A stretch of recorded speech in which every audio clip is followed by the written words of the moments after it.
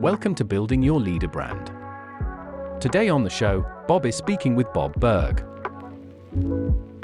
Networking is simply the cultivating of mutually beneficial give and receive win-win relationships.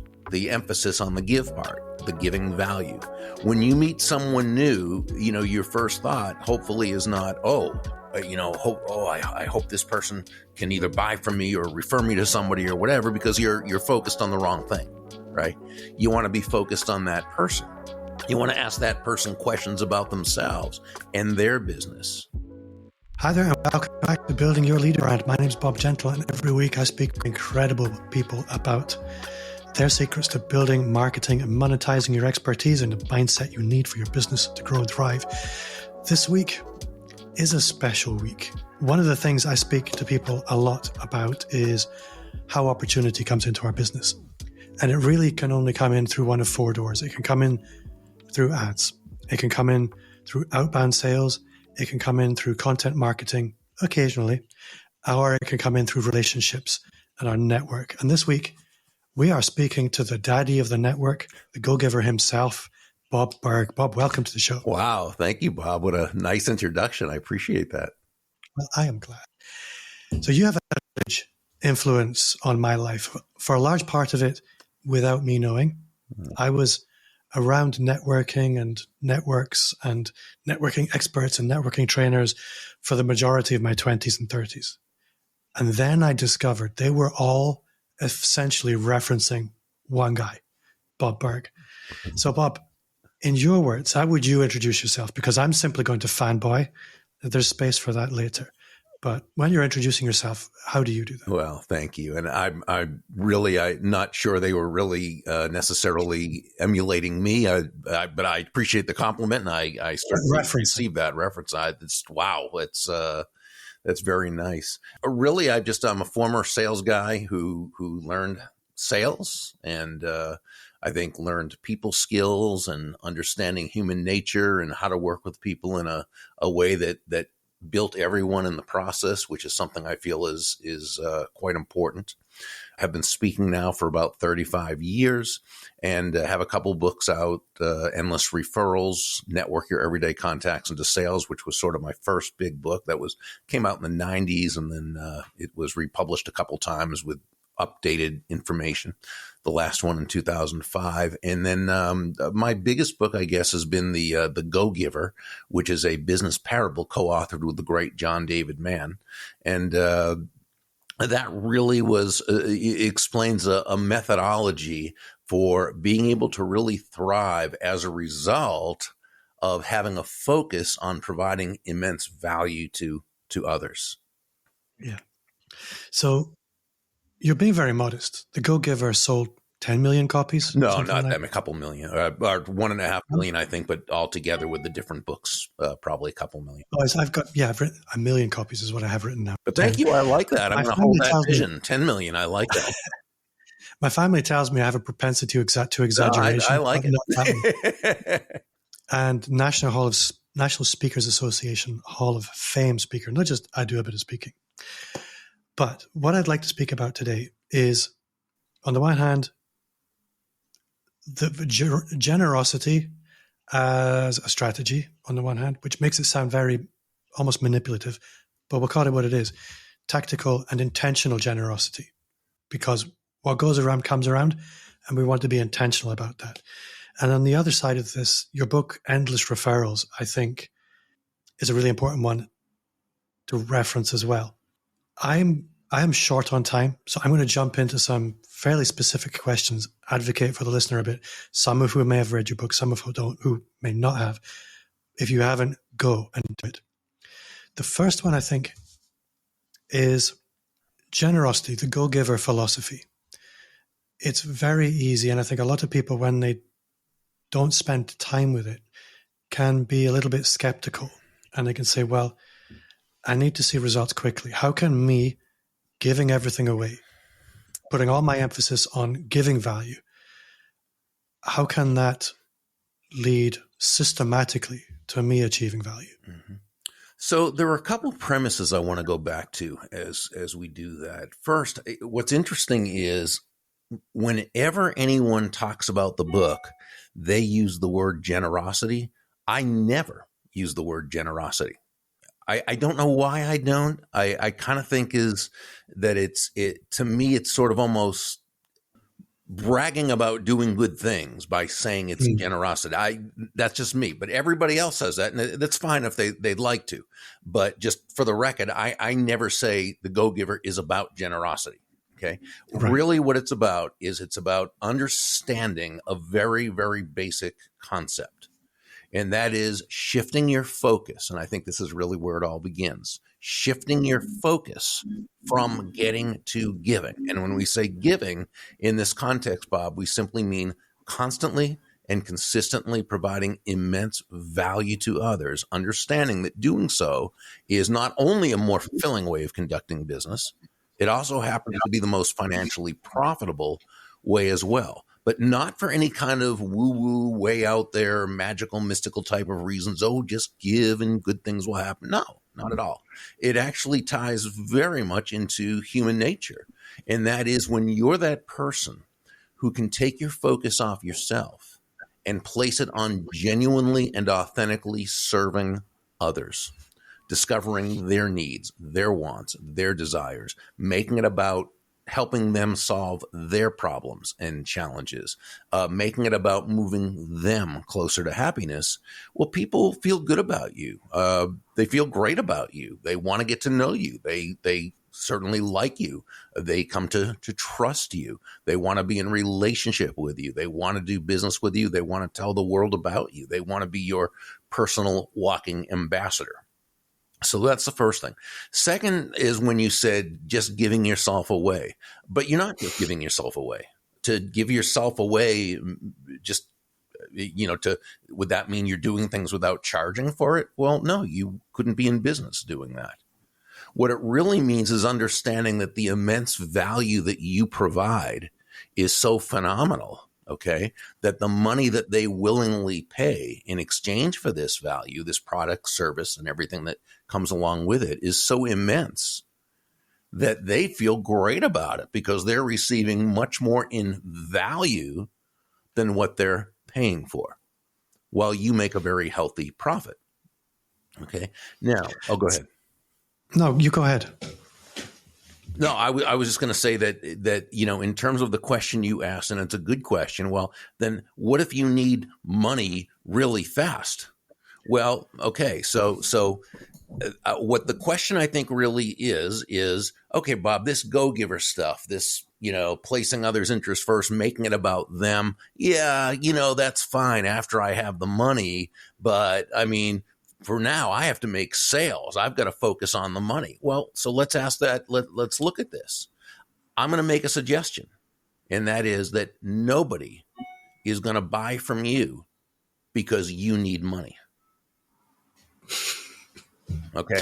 They're not going to buy. Right. They're not going to buy from you because you have a quota to meet, because you have a goal you want to accomplish, or because you have a mortgage payment due. No. They're going to buy from you because they believe that they will be better off by doing so than by not doing so. So if you want to earn money faster, are you better off focusing on the money and focusing on yourself and what's in it for you? Or are you better off focusing on them and how you can solve a problem of theirs, make their life better, bring them what they need, want, or desire? What I'm hearing is that this is a very creative process. It's a very individual process that really you have to look at the person who's in front of you today and how can you improve their life today. Perfect. One of the things that comes out of this, and this is really flipping across to more generalized conversation around networking, is that referrals are often limited by the quality of the networks that we have. So from a networking perspective, how can we make sure that we're giving value where we can be very valuable to people who don't necessarily have the ability to reciprocate? Oh, sure. Absolutely. That we would like. Absolutely. So how can we migrate our network to one where we really feel it's going to bring us value? Okay. So, and that's a great question. First, what is value? Value is simply the relative worth or desirability of a thing, of something, to the end user or beholder. Okay. When we meet a new person, first let's look at what is networking. Okay. Networking is simply the cultivating of mutually beneficial give and receive win-win relationships. The emphasis on the give part, the giving value. When you meet someone new, your first thought hopefully is not, I hope this person can either buy from me or refer me to somebody or whatever, because you're focused on the wrong thing, right? You want to be focused on that person. You want to ask that person questions about themselves and their business, okay? You want to ask that person a question such as, how can I know if someone I'm speaking with is a good potential client for you, right? You want to make it about them. We go through the process of networking, which is really nothing more than making a personal and authentic connection with another human being.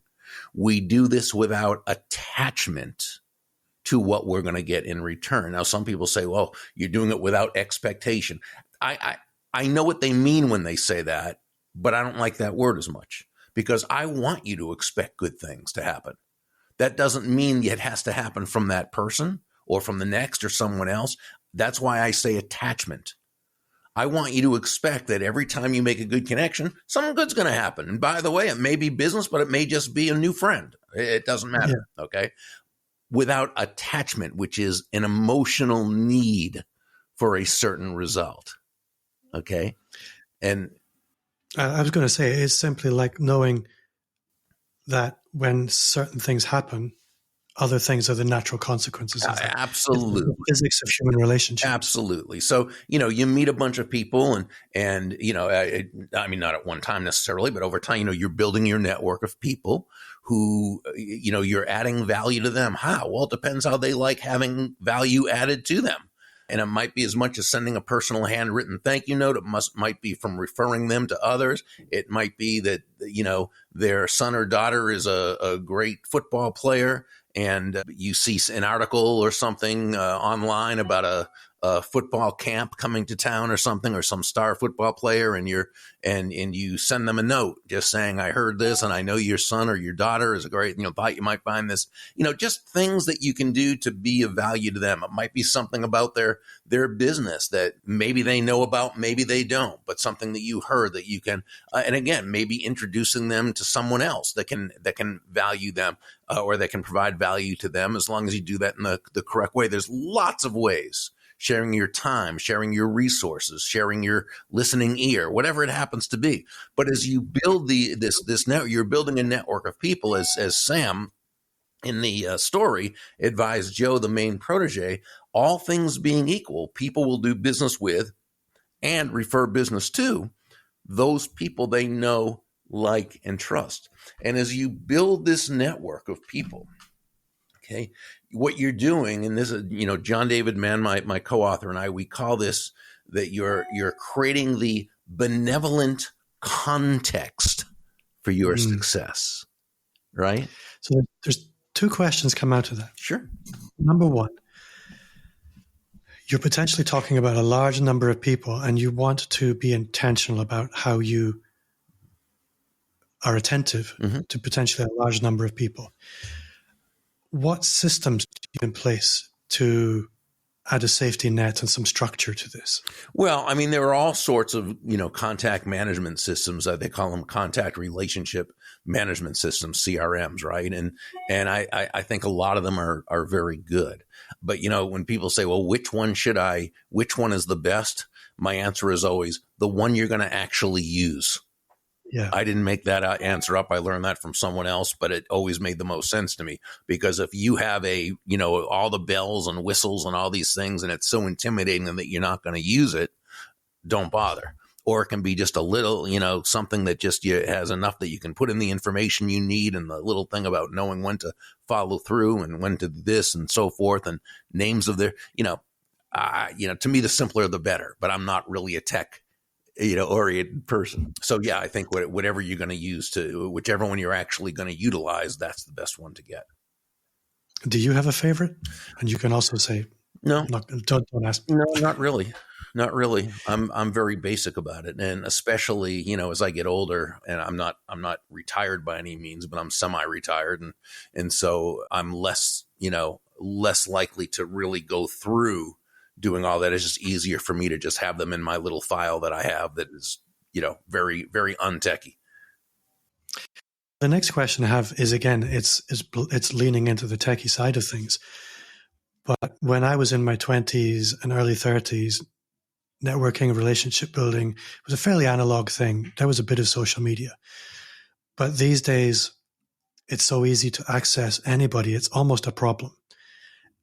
Are there any tips or advice that you would offer for people when they're looking at bringing this into the online space, which is, for many people these days, the space? So, here, when social media first began to be a real thing, I was often, in fact, probably the most asked question was, can you really build relationships on social media? When you're not, not just connect with people, or contact, but build relationships on social media as opposed to face to face.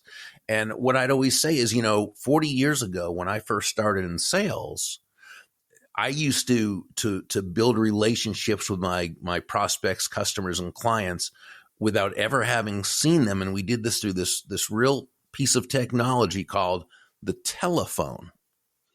and to me, it's all the same, only different. I think it's much better now, of course, that we have all these great types of media and platforms and ways that we can connect with people. But it's still, Bob, it all comes down, and it's never, all things being equal, people do business with and refer business to those computers they know, like, and trust. No, it's the person, right? What social media and other forms of technology do for us is they allow us to connect with people easier and faster that we may not ever have had the opportunity to connect with. But you've still got to do it in a human way. We always talk about, B to B2B, business to business, B2C, business to consumer. Well, it's always H to H. It's human to human. And it's still how you make that connection. My feeling is, before everything you post, before everything you comment, before everything you put in, just ask yourself, is what I'm about to hit send on, is it more likely to add value to that other person or persons or not? And if the answer is yes, hit send. So I want to pivot into referrals for a moment, and specifically how we ask for referrals. Sure. There are lots of situations in my work with clients where I can see that they're wonderful at what they do. They're awesome. They're talking to people all the time, but they never actually have this moment where they say, "Hey, do you know anybody who might need the kind of thing I do?" How do you advise people on the mindset side of asking for referrals, and also maybe some tactical forms of words that sure are easy? Yeah. So I'm going to suggest first that it might be easier for someone to, instead of just asking right out for referrals, if they have not gotten over their fear of doing that. And by the way, not asking for referrals pretty much always comes down to fear. Okay. Fear of rejection, fear of, overstaying my welcome, fear of bothering them, fear of appearing desperate. Now, none of those things have to be true at all. But if that's how a person feels, that's how they feel. And we could do a whole thing on how to get past that, and that's fine. But let's right now just go to how to deal with that. Okay. So if you have those feelings of fear of asking, what I'm going to suggest is, instead of coming right out and just asking, use what I call the referral bridge, or the bridge phrase. And, what is a bridge? Well, in the physical world, a bridge is a mechanism, if you will, that helps connect a person from one safe piece of land to another safe piece of land. It's a bridge, right? Well, in the referral world, it's the same thing, only it's emotional. It helps help you go from one safe piece of land, the know, like, and trust relationship with your happy customer or client, or or referral source. Maybe even if they haven't done business with you, they can still be a referral. They may just not need what you have. But let's say in this case, it's a customer or a client, okay? From one safe piece of land, the know, like, and trust relationship that this client has with you, to another safe piece of land, asking for referrals in a way that you and they feel very comfortable. Because if you don't feel comfortable, they're not going to feel comfortable. So let's use the bridge. And the bridge phrase could be, Dave, as more and more of my business is now through referrals and introductions, I find it's helpful to partner with my clients and friends such as you. Can we take a few quick minutes and run past the names of some other people I might also be able to help? Now, let's go through that and look at why that's so effective. The first is, as more and more of my business is now through referrals and introductions. Now, what you're doing here is you're creating the environment where they know that's how you do business and that's what you're going to be asking. Now, you might say, well, wait a second, Bob, but what if right now your business is not mainly through referrals and you don't want to fib? No, you don't. So here's what I would say instead of that first line. Once you start getting the referrals, which you will, then go back to that first one I just mentioned. But for now, if you're not at that point yet, you simply say, Dave, I'm in the process of expanding my referral business, which is exactly what you are. You're in the process of expanding your referral business. So whether you start out with, I'm in the process of expanding my referral business, or as more and more of my business is now through referrals and introductions, okay, then the next part, I find it helpful, so not desperate or needy, but helpful to partner. That's a key word because it gives them partnership and buy-in to what you're doing. Partner with my clients and friends such as you. Now, the next part of the bridge phrase, very key. Can we take a few quick minutes and run past the names? This is what I call fast or quick language. Okay, you're not saying it fast. You're not speaking quickly, but the words you use are implying correctly that you're not going to take up a lot of their busy schedule, which will make both you and them feel more comfortable. So listen to these fast words. Can we take a few quick minutes and run past the names of some, okay, and then of the next part, of some other people I might also be able to help. Now, notice I said might. Why did I say might? Because I want this other person to feel very comfortable that you're not assuming that everybody's going to be interested, and that this referral source never has to worry about you being so, dogmatic or over the top and insistent that people are interested. So you're letting them know there's always an out or a back door, okay, who I might also be able to help. That's the bridge phrase. Oh, thank you. Now we can go into the actual asking if you want, but that was the bridge phrase that gets you comfortable with the process. I think I'm very aware of your time, and I have a few more questions to ask you. But I think what I love about that's answering a question with the ease of a craftsman is a very hard thing to do.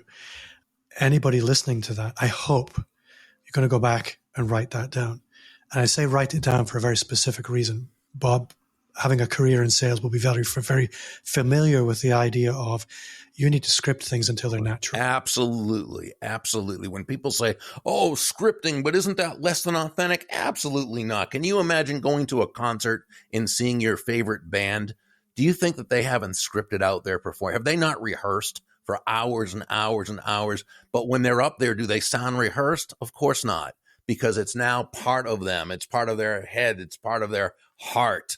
So yeah, you learn what you need to learn so that you feel so comfortable doing what you're doing, you can actually place your focus 100% on the other person instead of having to think about what comes next. Now, you're absolutely correct, Bob.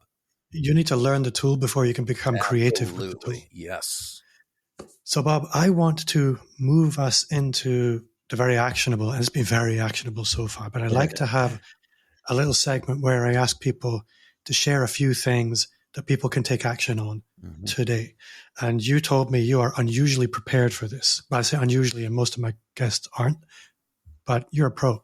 So I'm going to let you drive at this point. Well, I would just say this. It's to recognize what I think is the most important part of this process. And that is, as you're focused on adding value to that other person's life, you've got to not assume that what you believe is of value is what they believe is of value, right? So remember when we went back to what is value, the relative worth, right? The relative worth or desirability of a thing to the end user or beholder. What is it about this thing, this product, service, concept, idea, help, introductions, knowledge, whatever it happens to be, okay?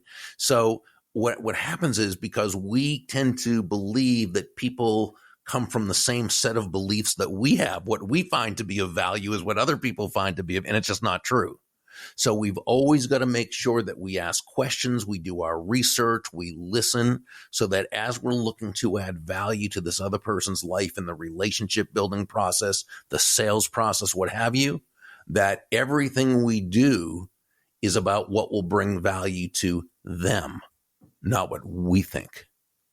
And that's the most important thing you can do. It's in my opinion, it's the most important thing you can have in mind. So it's always be adding value to others while understanding what exactly is of value to them. Yeah.